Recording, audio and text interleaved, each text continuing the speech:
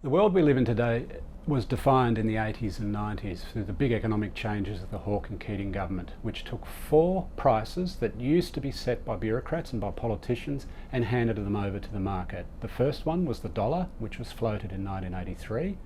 The second one were interest rates, which were deregulated and then set independently by the Reserve Bank. The third were tariffs, which the government used to set. Now we don't have a tariff wall. And the fourth one was wages, which used to be set by an independent umpire and is now set at an enterprise level between employers and employees. Now those four prices, once they were released and allowed to be set by the market, actually turned the economy into a much more viable enterprise. Even though we had a deep recession at the end of the 80s, which ran for quite a while through the early 90s, with unemployment peaking at 11%. In the past 25 years, the Australian economy has done what no other economy in the world has done. It's been able to avoid every super shock of the 21st century. It didn't fall into recession in 2000, 2001 when there was a tech bust in the US, and famously we avoided the global financial crisis in 2008-9. We only know this now with the benefit of hindsight, but going into the global financial crisis in 2008-9, Australia had among the most regulated, i.e. the most viable banks in the world. It had a budget surplus where a lot of other countries were in deficit.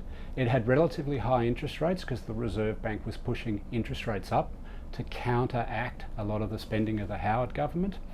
And the wages system was in pretty good nick. Employers were willing to cut people's hours rather than sack them outright in the event of a shock.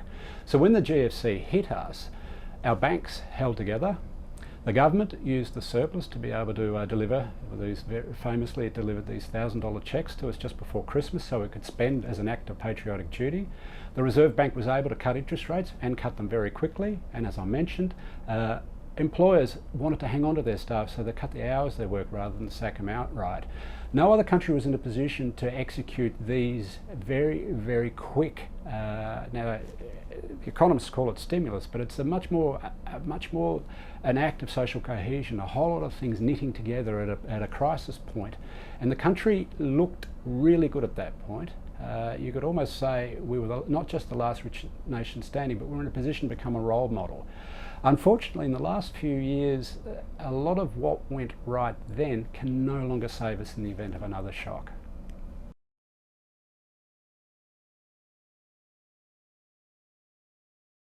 The thing we didn't know in 2008-9, but we do know now, is the crisis in global capitalism is not just about Wall Street and it's not just about the banks.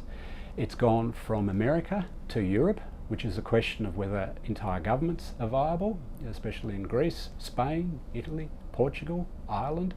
And now the crisis looks like it's about to hit China, because China's been the most remarkable story of the 21st century to date. It was a developing nation, now rapidly becoming the biggest economy on the planet.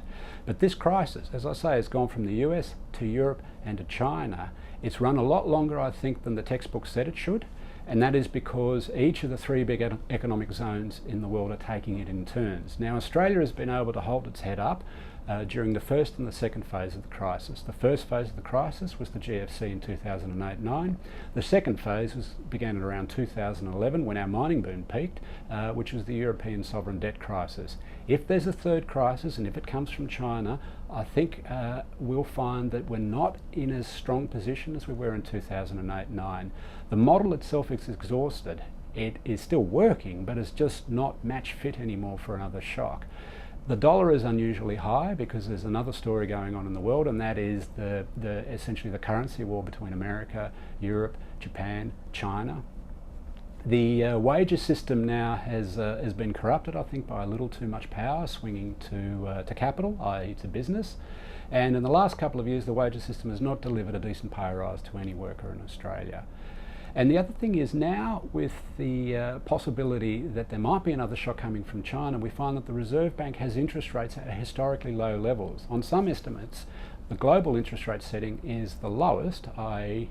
Close to zero, the lowest it has been since the bubonic plague of 500 years ago. So we're in quite a tricky environment, and the open model itself can't get us out. something else needs to click into place if there is another shock coming, and that will actually have to be a more active government to be able to help us out of the next crisis. Even if nothing went wrong in the next couple of years from the global economy, there's something seriously amiss in our domestic economy. And we know that the mining boom peaked in about 2011. Most of the economic activity in the last 4 or 5 years is centred in Sydney and to a lesser extent in the Melbourne property markets. And with these very low interest rates that we've had for the last 4 or 5 years, we've had a rapid rise in property prices, as if they couldn't go any higher, but they have gone higher in Sydney and, as I said, to a lesser extent in Melbourne. A lot of the borrowing and a lot of the investment that's going on is in bricks and mortar. Very little in other businesses, very little in the non-mining sector, which is supposed to perk up now that the mining boom is over. So we're exposed even if the rest of the world is able to muddle through. The reason why we're exposed is our property markets are elevated, and which is why you'd really worry about another shock from the rest of the world.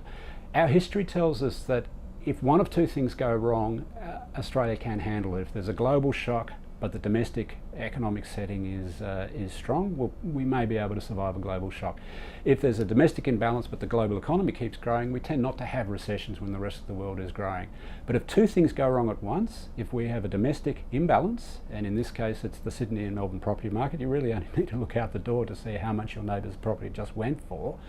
And if there's a shock from China, our history tells us that the combination of a global shock on top of a domestic imbalance are very, very difficult things to avoid.